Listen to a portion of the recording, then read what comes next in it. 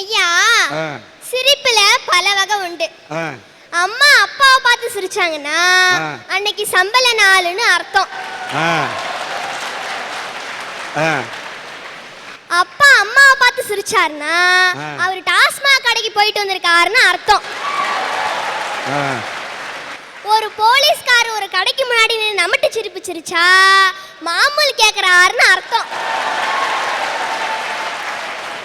டாஸ்மார்க்னு அடிச்சது டாஸ்மார்க், நீ வாங்கினது பாஸ்மார்க்.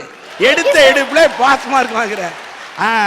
சரி, மாமூலா தான் பேச ஆரம்பிப்பேன்னு பார்த்தா மாமூலை பத்தி பேசுற. ஒரு அரசியல்வாதி மக்களை பார்த்து திடீர்னு சிரிச்சா எலெக்ஷன் வரப்போகுதுன்னு அர்த்தம். இப்படி ஒவ்வொரு சிரிப்புக்கும் ஒவ்வொரு அர்த்தம்.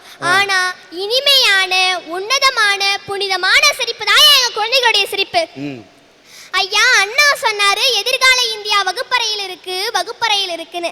ஆனா இன்னைக்கு எங்க நிலைமை எப்படி தெரியுங்களா இருக்கு? புத்தகங்களை சமர்த்தாயீர்கள், குழந்தைகளை கிழித்து விடாதீர்கள். இப்படிதான் சார் இன்னைக்கு எங்க நிலைமை இருக்கு. எடுத்துக்காட்டா எங்க கிளாஸ் ரூமே எடுத்துக்கோமே. எங்க கிளாஸ் ரூம்ல first period history period sir. அந்த சார் ஒரு பிளேடுலயும் பிளேடு, அப்படியேப்பட்ட பிளேடு. அந்த வாத்தியார்ட்ட இருந்து அடுத்த கிளாஸ் போயிட்டீல்ல? போயிட்டேன் சார். ஏன்னா அவர் பிளேடுன்னு சொல்ற, நீ மாட்டுக்கு அவர் கோச்சுப்பாரு. ஒரு நாள் இப்படிதான் சார் எங்க கிளாஸ் ரூமுக்குள்ள வந்தாரு. வந்து எங்க கிளாஸ் ரூம்ல இருந்து ஒரு பையனை எழுப்பி புத்தகத்தை கொடுத்து படிடான்னாரு. அதுல என்ன எழுதிருந்துச்சுன்னு பாத்தீங்கன்னா, ஆரியர்கள் ஆடு மாடுகளுடன் இந்தியாவிற்குள் வந்தனர் அப்படின்னு எழுதிருந்துச்சு சார். அந்த பையன் படிச்சான், ஆசிரியர்கள் ஆடு மாடுகளுடன் இந்தியாவிற்குள் வந்தனர் அப்படின்னு படிச்சான் சார். அதாவது ஆரியர்கள் என்பதை அவன் ஆசிரியர்கள் அப்படின்னு அடிக்கிறான். ஓகே. உடனே எங்க வாத்தியார் சொன்னாரு, டேய் நல்லா படி அப்படின்னு சொன்னாரு. அந்த பையன் படிச்சான், ஆசிரியர்கள் ஆடு மாடுகளுடன் இந்தியாவிற்குள் வந்தனர் அப்படின்னு படிச்சான் சார். உடனே எங்க வாத்தியாருக்கு வந்துருச்சு, ஏய் நல்லா படின்றல, நல்லா படி அப்படின்னாரு சார். உடனே அந்த பையன் மறுபடியும் அதே தான் படிச்சான். எங்க வாத்தியாருக்கு ரொம்ப கோவம் வந்துருச்சு. வந்து கோவம் வந்தனே, ஏய் எடி தோலையெல்லாம் உரிச்சுப்படும் உரிச்சு, அது என்னடா எழுதிருக்கு? ஆரியர்கள் ஆடு மாடுகளுடன் இந்தியாவிற்குள் வந்தனர் அப்படின்னா எழுதிருக்கு. நீ என்னடா ஆசிரியர்கள் சொல்றேன்னு அந்த வாத்தியார் கேட்டார் சார். உடனே அந்த பையன் சொன்னா, சார் என்னைக்குதான் நீங்க எங்களை மாதிரி குழந்தைங்களா மதிச்சிருக்கீங்க? எப்ப பார்த்தாலும் நாய பேய குரங்க குட்டிய சனியன இப்படி திட்டதால தான் சார் நான் சொல்றேன் ஆசிரியர்கள் ஆடு மாடுகளுடன் இந்தியாவிற்குள் வந்தனர். அது மட்டும் இல்ல, ஏதாவது ஒரு பையன் படிக்கலன்னா உடனே மாடு மேய்க்க போ அப்படின்லாம் சொல்றாங்க. ஓகே. உடனே அந்த வாத்தியார் கோவம் வந்துருச்சு சார். கோவம் வந்து அந்த பையனை அந்த குச்சியாலே அடிக்க போனாரு சார். அடிக்க போனோடனே அந்த பையன் அந்த குச்சியினுடைய முனையை பிடிச்சிக்கிட்டான். உடனே எங்க ஆசிரியர் கேட்டாரு, குச்சின் முனையை பிடித்திருக்கும் முட்டாளே அப்படின்னு சொன்னாரு சார். உடனே இந்த பையன் புத்திசாலித்தனமா ஒரு வார்த்தையை சொன்னான். என்ன தெரியுங்களா சார்? அந்த முனையா இந்த முனையா அப்படின்னு கேட்டார் சார். இன்னைக்கு இப்படிதான் சார் இருக்கு எங்க நிலைமை.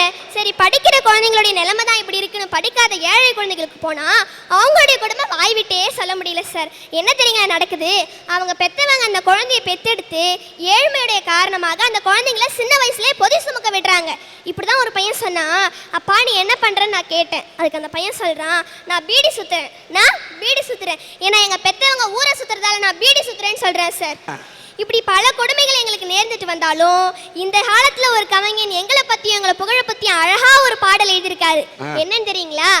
அழகு குட்டி செல்லம் உன்னை அள்ளி தூக்கும் போது உன் பிஞ்சு விரல்கள் மோதி நான் நெஞ்சம் உடைந்து போனேன்.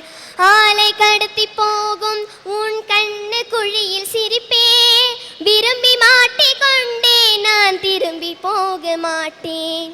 அம்முனி பொம்மனி மம்மனி விம்மினி, உனக்கு தெரிந்த மொழியிலே எனக்கு பேச தெரியல, எனக்கு தெரிந்த பாஷை பேச உனக்கும் தெரியவில்லை.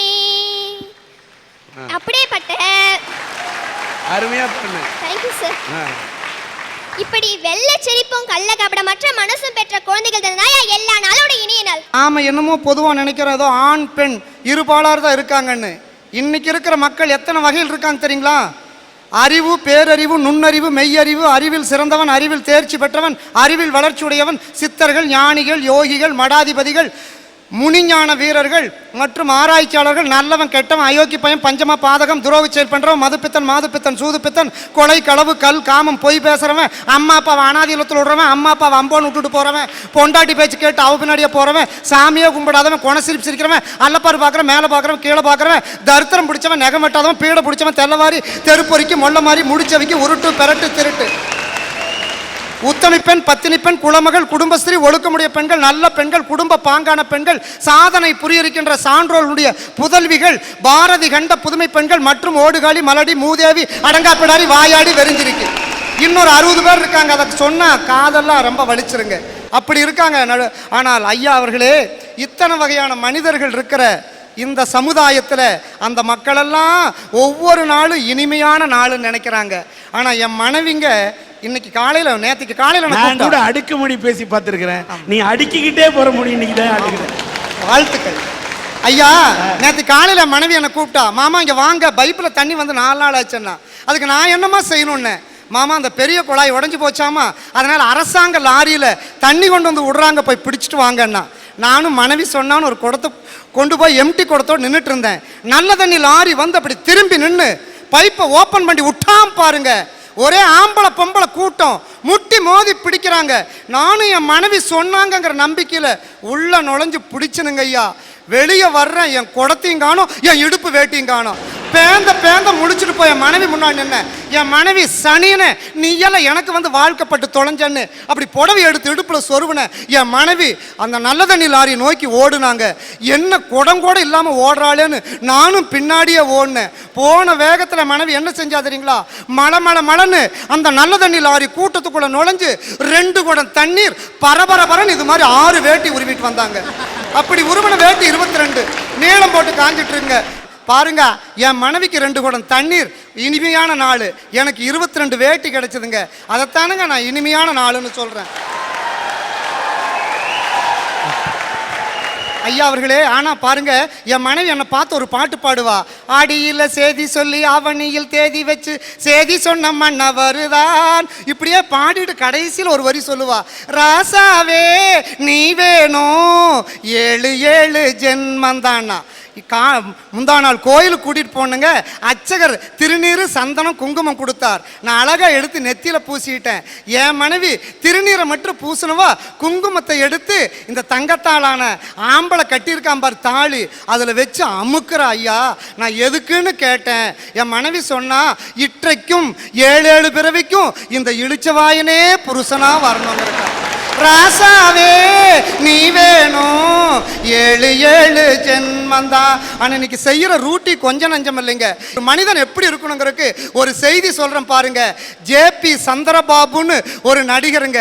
ஜேபி சந்திரபாபு என்ற நடிகருக்கு காலையில் கல்யாணம், இரவு 9 மணிக்கு அந்த புது பெண் வெள்ளிச்சம்புல வெதுன்னு பசும்பால் கொண்டு போய் அப்படியே அத்தான் என்று கொடுக்க வேண்டியவ அண்ணான்னு கூப்பிட்டாங்க. ஜேபி சந்திரபாபு கேட்டா, என்னம்மா முதல் இரவுல கட்டின புருஷனை அண்ணான்னு கூப்பிடுறியான்னு கேட்டபோது அந்த பெண் சொன்னா, நான் 5 வருடமாக ஒரு வாலிபனை காதலிச்சேன், மனசார விரும்பினேன், எங்க அப்பா பிரிச்சு பெரிய நடிகர்னு உன் தலையில கட்டிட்டாருன்னு சொன்ன போது சந்திரபாபு அந்த கைப்படாத ரோஜாவை அந்த பெண் யாரை விரும்பினாலோ அந்த காதலனிடம் ஒப்படைச்சிட்டு வந்தார். அவங்க அப்பா சொன்னார், கேட்டாரு, மகனே சந்திரபாபு, டே நீ மிகப்பெரிய நடிகர்ரா, ஆனா எல்லாத்தையும் தானம் கொடுக்கலாம், ஆனா மனைவியே தானம் கொடுக்குறியாடா அப்படின்னு சொன்ன பொழுது தந்தை முன்னாடி என்ன பண்ணார் தெரியுங்களா, அன்னையின் கையில் ஆடுவதின்பம் கண்ணியின் மடியில் சாய்வதில் இன்பம், தன்னை உணர்ந்தால் உண்மையில் இன்பம், தன்னலம் மறந்தால் பெரும் பேரின்பம் பேரின்பம். அவர் தான் சொல்லுவார், ஒவ்வொரு நாளும் இது மாதிரி மனிதன் நடந்து கொண்டா தினமும் இனிமையான நாள்னு சொன்னார். ஆனால் ஐயா அவர்களே, ஒரு புதுமையான செய்தியை சொல்றேன். என்னுடைய திருமணம் எப்படி நடந்தது தெரியுங்களா? உலகத்திலேயே ஒரு சிறந்த திருமணங்க. ஒரு திருமணத்துக்கு மொய் வைக்க போனேன். ஆனால் ஒரு உண்மையான ஒரு புது ட்ரெஸ் கூட இல்லை, அழுக்கு வேட்டி அழுக்கு சட்டை தான். அதோடு போன போது அந்த மாப்பிள்ளை அந்த இரவோடு இரவு அவன் ஏதோ ஒரு சூழ்நிலையில் ஓடிட்டான். ஆனால் காலையில் அந்த பெண் மணப்பெண் கண் கலங்கி நின்னான். அவங்க அப்பா கிட்ட போய் நான் கேட்டேன், நான் திருமணம் செஞ்சுக்கிறேன்னு. அப்படி புதுமையான திருமணம் செஞ்சவன் தான் இந்த வானொலி தங்கவேல். அந்த இரவுங்க முதல் இரவு என் மனைவி அப்படியே அந்த முதல் இரவுல அழுதுகிட்டு இருந்தா. நான் என்ன பாடுனேன் தெரியுங்களா? ஆகாய வீதியில் அழகான வெண்ணிலா அலங்கார தாரகையோடு அசைந்தூஞ்சல்லாடுதே ஆனந்தம் தேடுதே ஆ ஓ என்ற அந்த இரவு முதல் ஐயா அவர்களே இன்று இருக்கக்கூடிய இந்த இரவு வரையிலும் ஒவ்வொரு நாளும் என் மனைவியோட இனிமையான நாளாத்தான் நான் கொண்டாடிட்டு வர்றேன். வாழ்க. ஆனா ஐயா ஒரு புதுமையான செய்தியை இந்த சேலம் வாழ் மக்களுக்கு சொல்லி நான் விடைபெறேன். பாருங்க, உலகத்திலேயே உயர்ந்த நதியான நயாகரா நதி அமெரிக்காவில் இருக்கு. ஆனா அந்த என்ட்ரன்ஸ் நுழைவாசல்ல உலகமெங்கும் இருக்கக்கூடிய 3339 மொழியில் எழுதல, தமிழ் மொழியில தான் அந்த நயாகரா நதியினுடைய என்ட்ரன்ஸ் நுழைவாசல்ல அழகா ஒரு கல்வெட்டுல வருக வணக்கம்னு எழுதியிருக்கான். ஏன் தெரியுங்களா? இங்கிருந்து தமிழ்நாட்டு அறிஞர் ஒருத்தர் அங்க போனார், வெள்ளக்காரர் ஒருத்தர் அங்க நின்னார். ஐயா இங்க வாங்க, உலகத்திலேயே உயர்ந்த நதியான நயாகரா நதிக்கு முன்னாடி உங்கள் எழுத்தில் 26 ஆங்கில எழுத்துல வெல்கம் எழுதியிருக்கலாம், ஏன் எங்க தமிழ் மொழியில வருக வணக்கம் எழுதியிருக்கீங்கன்னு சொன்ன போது அந்த வெள்ளக்காரர் சொன்னார், ஐயா தமிழறிஞரே, உலகத்திலேயே உயர்ந்த நதியான நயாகரா நதி எங்கள் நாட்டிலே உள்ளது, உலகத்திலேயே உயர்ந்த மொழியான தமிழ் மொழி உங்கள் நாட்டிலே உள்ளது, உயர்ந்த நதியும் உயர்ந்த மொழியும் ஒன்றாக இணையட்டும் என்பதற்காக வருக வணக்கம் எழுதியிருக்காங்க.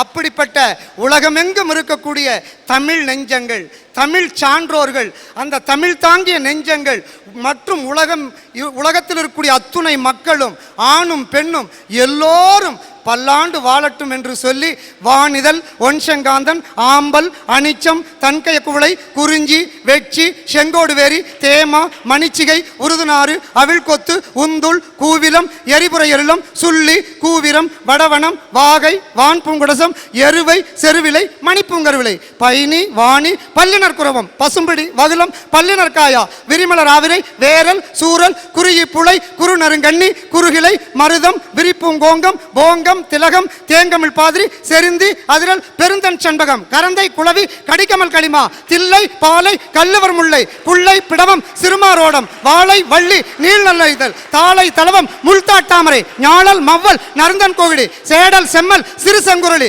கோடல் கைதை கொங்குமுதர் நறுவாலை காஞ்சி மணிக்குலைக்கல் நெய்தர் பாங்கர் மராம் பல்பூம் பிண்டி வஞ்சி பித்திகம் சிந்துவாரம் தும்பை துளாகை சுடற்பூந்தோன்றி நந்தி நரவம் நறும்புன்னகம் பாரம் வீரம் பைங்குறுங்கத்தி ஆரம் கால்வை கடியிரும் புன்னை நரந்தம் நாகம் நல்லூர் நாரி மாயிருங்குருந்தும் வேங்கையும் இந்த 99 மலர்களோடு என் உள்ளத்திலே இருந்து எழக்கூடிய அன்பு என்ற அந்த பூவையும் சேர்த்து 100 பூக்களோடு இந்த அரட்டையரங்க ரசிகர்களும் உலகெங்கும் இருக்கக்கூடிய தமிழ் மக்கள் பல்லாண்டு வாழட்டும் என்று சொல்லி எனது பணிவான கனிவான வணக்க மலர்களை காணிக்கை மலர்களாக்கி சமர்ப்பித்து நீங்கள் பல்லாண்டு வாழ வேண்டும் என்று சொல்லி இந்த அறிவின் பெட்டகம், அறிவின் களஞ்சியம், அறிவுக்கோர் துருவ நட்சத்திரம், அறிவுக்கோர் உலக கஜானாவின் அணைக்கட்டு பல்லாண்டு வாழட்டும் என்று சொல்லி என்னை எதிர்த்து பேசினாலும் இந்த பெண்ணுக்கு சில நாட்களில் திருமணம் ஆகட்டும்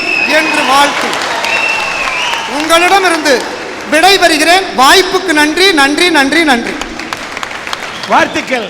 இந்த கனிமொழி, கவிமொழி, கண்ணல் மொழி, காவிய மொழி, தென்மொழி, தேன்மொழி, தெவிட்டாமொழி, தேயாமொழி, என்னுடைய சங்கத்தமிழ் தங்கத்தமிழ் கொண்டு சிங்கத்தமிழனாக உரையாற்றிய தங்கவேலே நீ வாழ்க வாழ்க. அஸ்வினி பரணி கிருத்திகை ரோகிணி மிருகசித்தம் திருவாதிரை புனர்பூசம் பூசம் மாயில்யம் மகம் உத்திரம் அத்தம் சித்திரை சுவாதி விசாகம் அனிச்சம் கேட்டை மூலம் பூராடம் உத்திராடம் திருவோணம் அவிட்டம் சதயம் பூரட்டாதி உத்திரட்டாதி ரேவதி என்று அத்தனை 27 நட்சத்திரங்களையும் பாராயணம் செய்து மேஷம் ரிஷபம் மிதுனம் கடகம் சிம்மம் கன்னி துலாம் விருச்சிகம் தனுசு மகரம் கும்பம் மீனம் என்று 12 ராசிகளையும் கத்தறிந்து பாரப்பா பகலவனும் தனிசை பாம்பு ரெண்டும் பகருகின்ற இக்கோள்கள் ஆறில் நிற்க கூறப்பா குமரனவனை கண்டால் குமலகத்தில் புலி கண்ட பசு போல் ஆவர் என்று என்னுடைய புலிப்பாணி பாடினானே, அத்தனை கோள்களை பற்றி படித்த நான் என்னுடைய தமிழ், என்னுடைய செவ்வாயை, என்னுடைய தமிழ் தாயை போற்றிய உன்னுடைய இதழ் வாழ்க என்று இந்த ரோஜா இதழ் கொண்டு வாழ்த்துகிறேன்.